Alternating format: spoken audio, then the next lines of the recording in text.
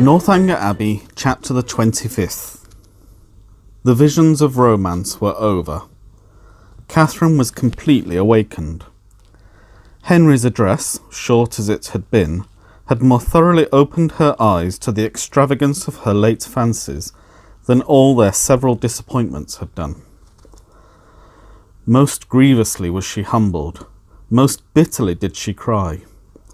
It was not only with herself that she was sunk, but with Henry.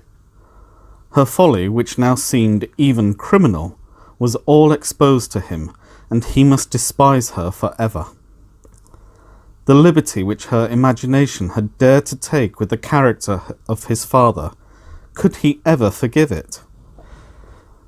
The absurdity of her curiosity and her fears, could they ever be forgotten? She hated herself more than she could express. He had, she thought he had, once or twice before this fatal morning, shown something like affection for her. But now, in short, she made herself as miserable as possible for about half an hour, went down when the clock struck 5 with a broken heart, and could scarcely give an intelligible answer to Eleanor's inquiry if she was well. The formidable Henry soon followed her into the room, and the only difference in his behaviour to her was that he paid her rather more attention than usual. Catherine had never wanted comfort more, and he looked as if he was aware of it. The evening wore away with no abatement of this soothing politeness, and her spirits were gradually raised to a modest tranquillity.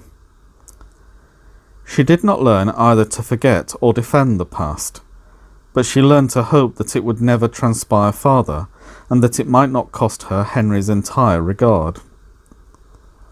Her thoughts being still chiefly fixed on what she had, with such careless terror, felt and done, nothing could shortly be clearer than that it had all been a voluntary, self-created delusion, each trifling circumstance receiving importance from an imagination resolved on alarm, and everything forced to bend to one purpose by a mind which, before she entered the Abbey, had been craving to be frightened. She remembered with what feelings she had prepared for a knowledge of Northanger.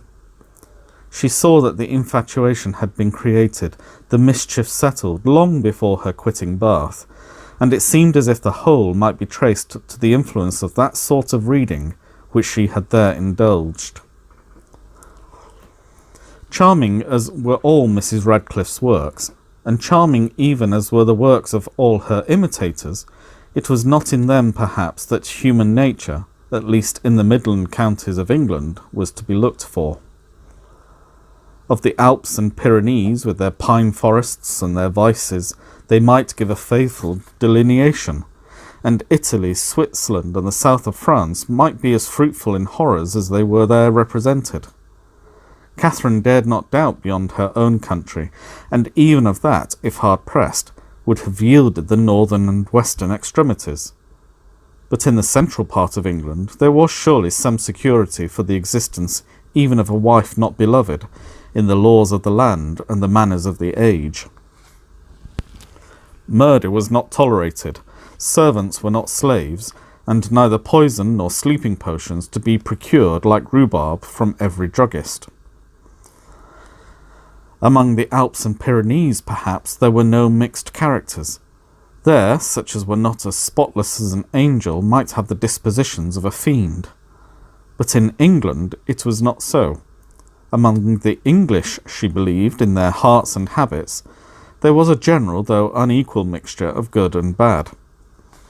Upon this conviction she would not be surprised if even in Henry and Eleanor Tilney some slight imperfection might hereafter appear, and upon this conviction she need not fear to acknowledge some actual specks in the character of their father, who, though cleared from the grossly injurious suspicions which she must ever blush to have entertained, she did believe, upon serious consideration, to be not perfectly amiable.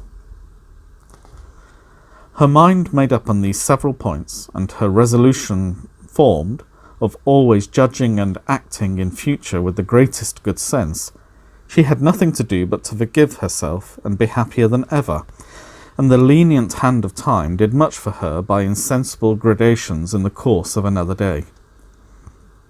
Henry's astonishing generosity and nobleness of conduct, in never alluding in the slightest way to what had passed, was of the greatest assistance to her, and sooner than she could have supposed it possible, in the beginning of her distress, her spirits became absolutely comfortable, and capable, as heretofore, of continual improvement by anything he said.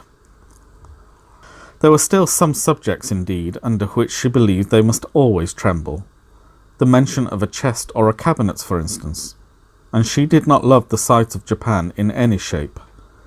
But even she could allow that an occasional memento of past folly, however painful, might not be without use. The anxieties of common life began soon to succeed to the alarms of romance. Her desire of hearing from Isabella grew every day greater. She was impatient to know how the Bath world went on, and how the runs were attended, and especially was she anxious to be assured of Isabella's having matched some fine netting cotton on which she had left her intent, and of her continuing on the best terms with James. Her only dependence for information of any kind was on Isabella. James had protested against writing to her till his return to Oxford, and Mrs. Allen had given her no hopes of a letter till she got back to Fullerton. But Isabella had promised and promised again, and when she promised a thing she was so scrupulous in performing it. This made it so particularly strange. For 9 successive mornings Catherine wondered over the repetition of a disappointment, which each morning became more severe. But on the 10th, when she entered the breakfast-room, her first object was a letter held out by Henry's willing hand. She thanked him as heartily as if he had written it himself. "'Tis only from James, however," as she looked at the direction. She opened it. It was from Oxford, and to this purpose. Dear Catherine, though, God knows, with little inclination for writing, I think it my duty to tell you that everything is at an end between Miss Thorpe and me. I left her and Bath yesterday, never to see either again. I shall not enter into particulars, they would only pain you more. You will soon hear enough from another quarter to know where lies the blame, and I hope will acquit your brother of everything but the folly of too easily thinking his affection returned. Thank God, I am undeceived in time, but it is a heavy blow. After my father's consent had been so kindly given. But no more of this. She has made me miserable for ever. Let me soon hear from you, dear Catherine. You are my only friend. Your love I do build upon. I wish your visit at Northanger may be over before Captain Tilney makes his engagement known, or you will be uncomfortably circumstanced. Poor Thorpe is in town. I dread the sight of him. His honest heart would feel so much. I have written to him and my father. Her duplicity hurts me more than all. Till the very last, if I reasoned with her, she declared herself as much attached to me as ever, and laughed at my fears. I am ashamed to think how long I bore with it. But if ever a man had reason to believe himself loved, I was that man. I cannot understand even now what she would be at, for there could be no need of my being played off to make her secure of Tilney. We parted at last by mutual consent. Happy for me had we never met. I can never expect to know such another woman. Dearest Catherine, beware how you give your heart. Believe me, and so on. Catherine had not read 3 lines before her sudden change of countenance and short exclamations of sorrowing wonder declared her to be receiving unpleasant news. And Henry, earnestly watching her through the whole letter, saw plainly that it ended no better than it began. He was prevented, however, from even looking his surprise by his father's entrance. They went to breakfast directly, but Catherine could hardly eat anything. Tears filled her eyes and even ran down her cheeks as she sat.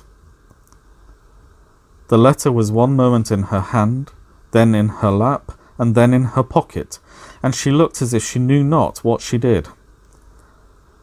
The General, between his cocoa and his newspaper, had luckily no leisure for noticing her, but to the other two her distress was equally visible. As soon as she dared leave the table, she hurried away to her own room, but the housemaids were busy in it, and she was obliged to come down again. She turned into the drawing-room for privacy, but Henry and Eleanor had likewise retreated thither, and were at that moment deep in consultation about her. She drew back, trying to beg their pardon, but was, with gentle violence, forced to return. And the others withdrew, after Eleanor had affectionately expressed a wish of being of use or comfort to her. After half an hour's free indulgence of grief and reflection, Catherine felt equal to encountering her friends, but whether she could make her distress known to them was another consideration. Perhaps, if particularly questioned, she might just give an idea, just distantly hint at it, but not more. To expose a friend, such a friend as Isabella had been to her, and then their own brother so closely connected in it.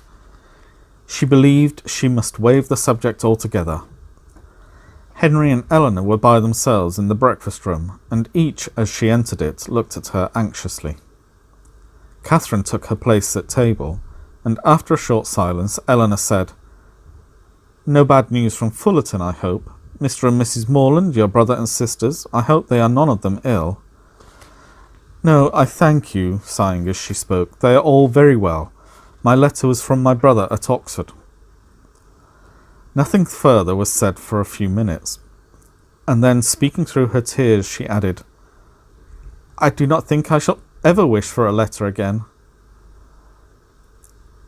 "I am sorry," said Henry, closing the book he had just opened. "If I had suspected the letter of containing anything unwelcome, I should have given it with very different feelings. It contains something worse than anybody could suppose. Poor James is so unhappy. You will soon know why." "To have so kind-hearted, so affectionate a sister," replied Henry warmly, "must be a comfort to him under any distress." "I have one favour to beg," said Catherine shortly afterwards in an agitated manner, "that if your brother should be coming here, you will give me notice of it, that I may go away." "Our brother? Frederick?" "Yes, I am sure I should be very sorry to leave you so soon, but something has happened that would make it very dreadful for me to be in the same house with Captain Tilney." Eleanor's work was suspended while she gazed with increasing astonishment. But Henry began to suspect the truth, and something in which Miss Thorpe's name was included passed his lips. "How quick you are!" cried Catherine. "You have guessed it, I declare. And yet when we talked about it in Bath, you thought little of it ending so." "Isabella! No wonder now I have not heard from her. Isabella has deserted my brother and is to marry yours. Could you have believed there had been such inconstancy and fickleness and everything that is bad in the world?" "I hope, so far as concerns my brother, you are misinformed. I hope he has not had any material share in bringing on Mr. Morland's disappointment. His marrying Miss Thorpe is not probable. I think you must be deceived so far. I am very sorry for Mr. Morland, sorry that anyone you love should be unhappy, but my surprise would be greater at Frederick's marrying her than at any other part of the story. It is very true, however. You shall read James's letter yourself. Stay, there is one part," recollecting with a blush the last line. "Will you take the trouble of reading to us the passages which concern my brother?" No, read it yourself, cried Catherine, whose second thoughts were clearer. I do not know what I was thinking of, blushing again that she had blushed before. James only means to give me good advice. He gladly received the letter, and having read it through with close attention, returned it, saying, Well, if it is to be so, I can only say that I am sorry for it. Frederick will not be the first man who has chosen a wife with less sense than his family expected. I do not envy his situation, either as a lover or a son. Miss Tilney, at Catherine's invitation, now read the letter likewise, and having expressed also her concern and surprise, began to inquire into Miss Thorpe's connections and fortune.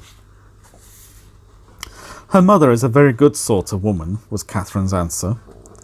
What was her father? A lawyer, I believe. They lived at Putney. Are they a wealthy family? No, not very. I do not believe Isabella has any fortune at all, but that will not signify in your family. Your father is so very liberal. He told me the other day that he only valued money as it allowed him to promote the happiness of his children. The brother and sister looked at each other. But, said Eleanor after a short pause, would it be to promote his happiness to enable him to marry such a girl? She must be an unprincipled one, or she could not have used your brother so. And how strange an infatuation on Frederick's side. A girl who, before his eyes, is violating an engagement voluntarily entered into with another man. Is it not inconceivable, Henry? Frederick, too, who always wore his heart so proudly, who found no woman good enough to be loved. That is the most unpromising circumstance, the strongest presumption against him. When I think of his past declarations, I give him up. Moreover, I have too good an opinion of Miss Thorpe's prudence to suppose that she would part with one gentleman before the other was secured. It is all over with Frederick indeed. He is a deceased man, defunct in understanding. Prepare for your sister-in-law, Eleanor, and such a sister-in-law as you must delight in. Open, candid, artless, guileless, with affection strong, but simple, forming no pretensions, and knowing no disguise.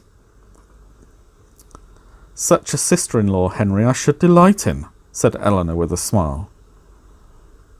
But perhaps, observed Catherine, though she has behaved so ill by our family, she may behave better by yours. Now she has really got the man she likes, she may be constant. Indeed, I am afraid she will, replied Henry. I am afraid she will be very constant, unless a baronet should come in her way. That is Frederick's only chance. I will get the Bath paper and look at the arrivals. You think it is all for ambition, then? And upon my word, there are some things that seem very like it. I cannot forget that when she first knew what my father would do for them, she seemed quite disappointed that it was not more. I was never so deceived in anyone's character in my life before. Among all the great variety that you have known and studied, my own disappointment and loss in her is very great. But as for poor James, I suppose he will hardly ever recover it. Your brother is certainly very much to be pitied at present, but we must not, in our concern for his sufferings, undervalue yours. You feel, I suppose, that in losing Isabella you lose half yourself. You feel a void in your heart which nothing else can occupy.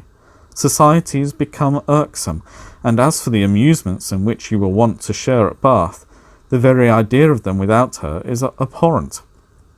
You would not, for instance, now go to a ball for the world.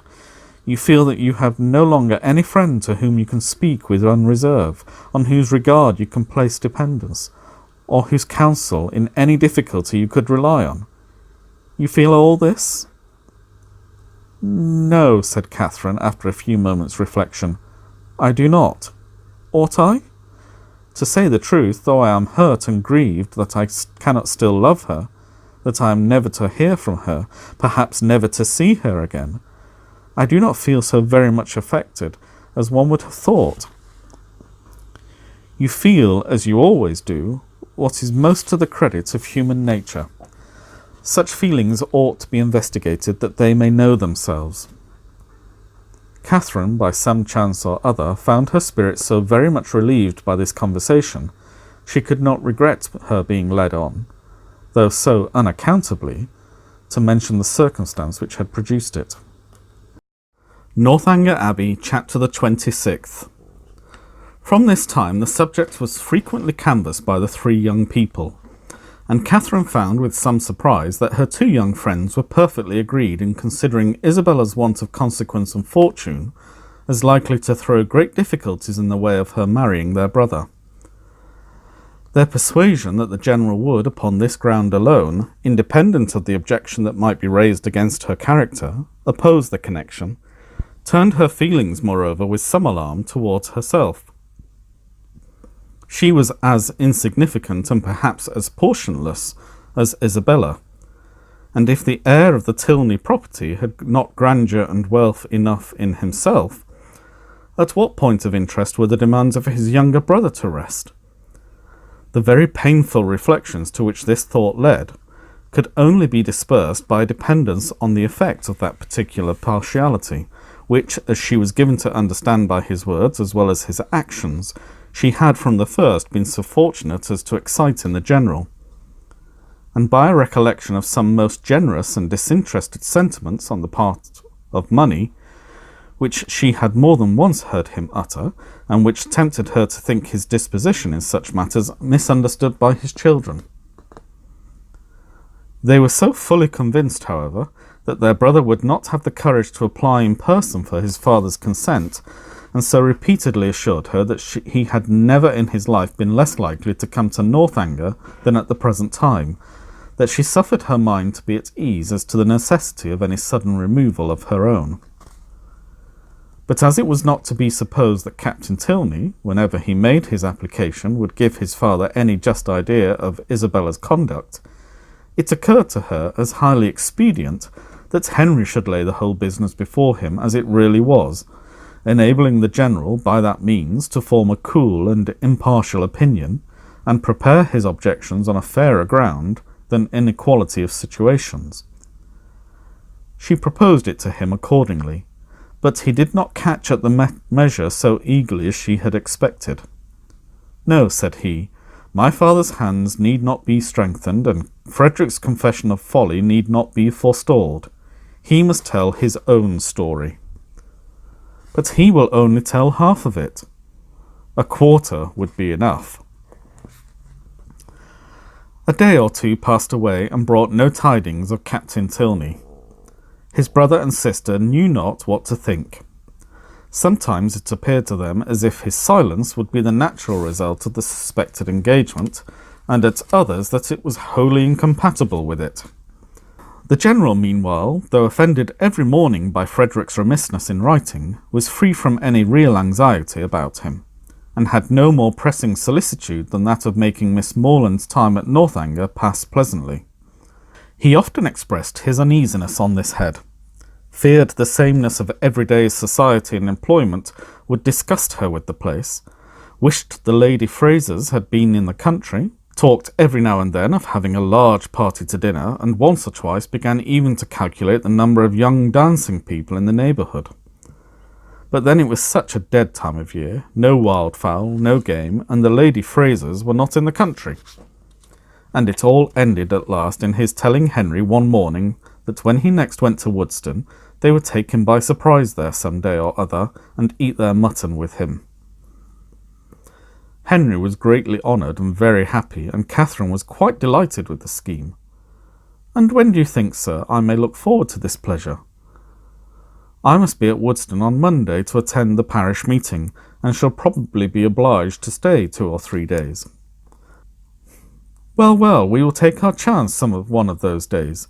There is no need to fix. You are not to put yourself at all out your way. Whatever you may happen to have in the house will be enough. I think I can answer for the young ladies, making allowance for a bachelor's table. Let me see. Monday will be a busy day with you. We will not come on Monday. And Tuesday will be a busy one with me. I expect my surveyor from Brockham with his report in the morning, and afterwards I cannot in decency fail attending the club. I really could not face my acquaintance if I stayed away now.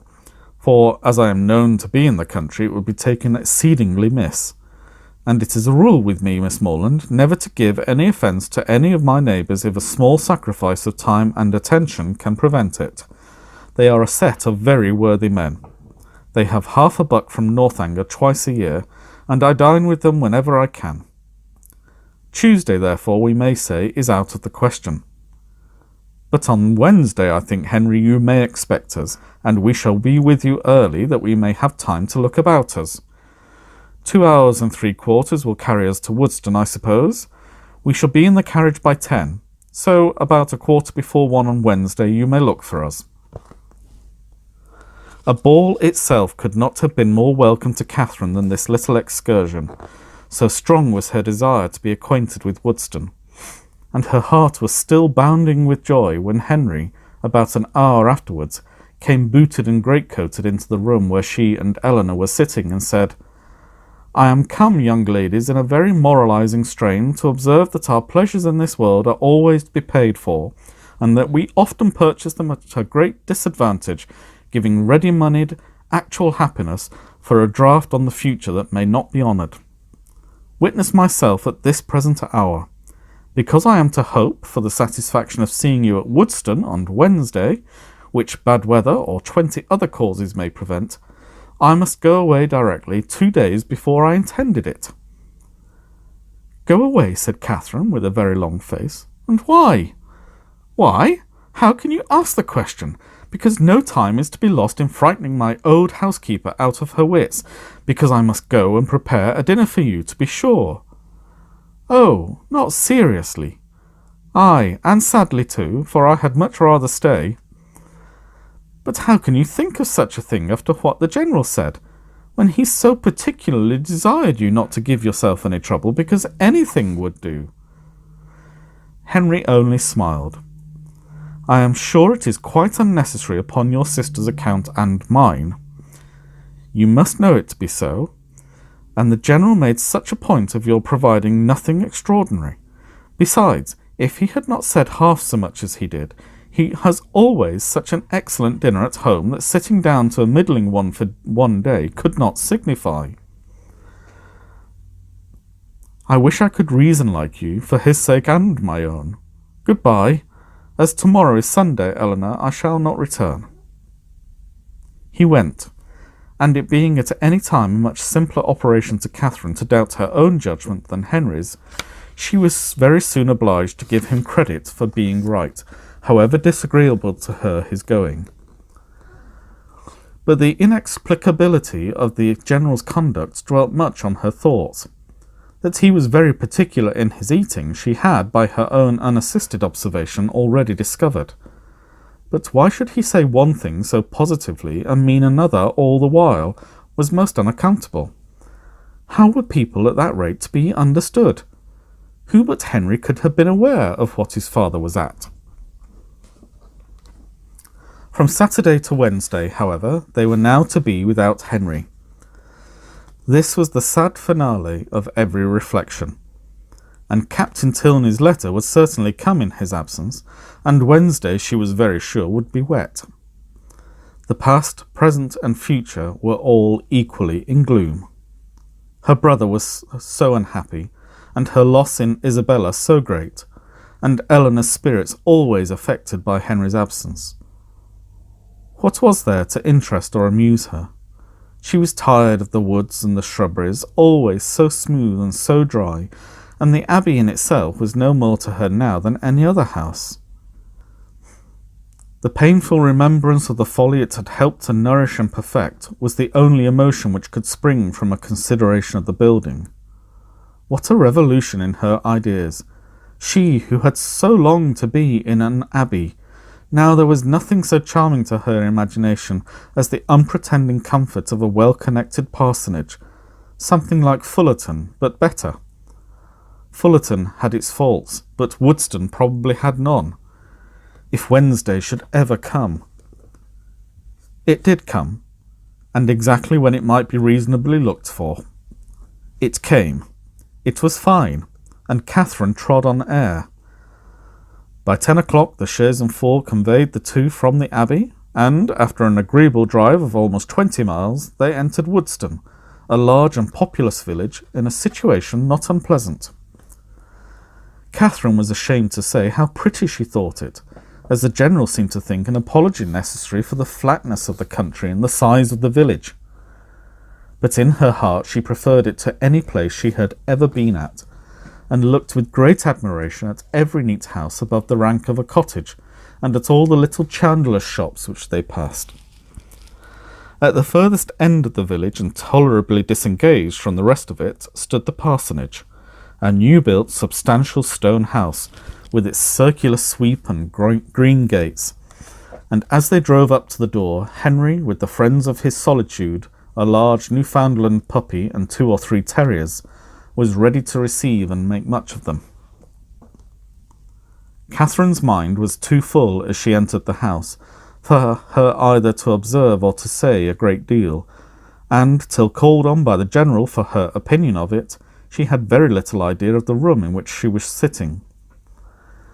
Upon looking around it then, she perceived in a moment that it was the most comfortable room in the world, but she was too guarded to say so, and the coldness of her praise disappointed him. "We are not calling it a good house," said he. "We are not comparing it with Fullerton and Northanger. We are considering it as a mere parsonage, small and confined, we allow, but decent perhaps, and habitable, and altogether not inferior to the generality. Or, in other words, I believe there are few country parsonages in England half so good. It may admit of improvement, however. Far be it from me to say otherwise, and anything in reason, a bow thrown out perhaps, though between ourselves, if there is one thing more than another my aversion, it is a patched-on bow." Catherine did not hear enough of this speech to understand or be pained by it, and other subjects being studiously brought forward and supported by Henry, at the same time that a tray full of refreshments was introduced by his servant, the general was shortly restored to his complacency, and Catherine to all her usual ease of spirits. The room in question was a commodious, well-proportioned size, and handsomely fitted up as a dining parlour. And on their quitting it to walk round the grounds, she was shown first into a smaller apartment belonging peculiarly to the master of the house, and made unusually tidy on the occasion, and afterwards into what was to be the drawing-room, with the appearance of which, though unfurnished, Catherine was delighted enough even to satisfy the general. It was a prettily shaped room, the windows reaching to the ground, and the view from them pleasant, though only over green meadows, and she expressed her admiration at the moment with all the honest simplicity with which she felt it. "Oh, why do you not fit up this room, Mr. Tilney? What a pity not to have it fitted up! It is the prettiest room I ever saw. It is the prettiest room in the world." "I trust," said the general with a most satisfied smile, "that it will very speedily be furnished. It waits only for a lady's taste." "Well, if it was my house, I should never sit anywhere else. Oh, what a sweet little cottage there is among the trees. Apple trees, too. It is the prettiest cottage. You like it. You approve it as an object. It is enough. Henry, remember that Robinson is spoken to about it. The cottage remains." Such a compliment recalled all Catherine's consciousness and silenced her directly, and though pointedly applied to by the general for her choice of the prevailing colour of the paper and hangings, nothing like an opinion on the subject could be drawn from her. The influence of fresh objects and fresh air, however, was of great use in dissipating these embarrassing associations, and having reached the ornamental part of the premises, consisting of a walk round 2 sides of a meadow, on which Henry's genius had begun to act about half a year ago, she was sufficiently recovered to think it prettier than any pleasure ground she had ever been in before, though there was not a shrub in it higher than the green bench in the corner. A saunter into other meadows, and through part of the village, with a visit to the stables to examine some improvements, and a charming game of play with a litter of puppies, just a bit able to roll about, brought them to 4 o'clock, when Catherine scarcely thought it would be 3. At 4 they were to dine, and at 6 to set off on their return. Never had any day passed so quickly. She could not but observe that the abundance of the dinner did not seem to create the smallest astonishment in the general, nay, that he was even looking at the side table for cold meat, which was not there. His son and daughter's observations were of a different kind. They had seldom seen him eat so heartily at any table but his own, and never before known him so little disconcerted by the melted butters being oiled. At 6 o'clock, the General having taken his coffee, the carriage again received them, and so gratifying had been the tenor of his conduct throughout the whole visit, so well assured was her mind on the subject of his expectations, that could she have felt equally confident of the wishes of his son, Catherine would have quitted Woodston with little anxiety as to the how or the when that she might return to it.